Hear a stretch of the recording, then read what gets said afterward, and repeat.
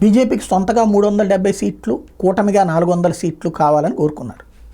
కోరుకోవడంలో తప్పులేదు. ఎందుకు కావాలి అని చెప్పలేకపోయింది బీజేపీ. దాన్ని కాంగ్రెస్ పార్టీ అడ్వాంటేజ్గా తీసుకుంది. ఐఎన్డీఏ కూటమిగా అడ్వాంటేజ్గా తీసుకుని ముస్లింలని, అట్లాగే క్రైస్తవుల్ని, అట్లాగే ఎస్సీ ఎస్టీలని రెచ్చగొడుతూ ఇదిగో వాళ్ళు వస్తే రాజ్యాంగాన్ని మార్చేయబోతున్నారు. దానికి ఆ మాటలు సోషల్ మీడియాలో వీళ్ళే సృష్టించినటువంటి ఒక పోస్ట్ని వైరల్ చేసింది బీజేపీ వాళ్ళు.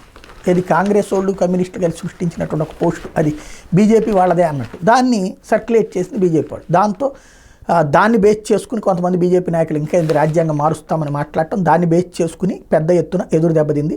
303 నుంచి 370 అనుకుంటే 240కి పడిపోయింది. ఇప్పుడు వచ్చేటప్పటికి ఆ తర్వాత డిఫెన్స్లోనే ఉన్న తప్పించి బీజేపీ ఇంతవరకు అఫెన్స్లోకి రాలి. ఇప్పుడు అఫెన్స్ స్ట్రాటజీ అమిత్ షా ప్రారంభించారు.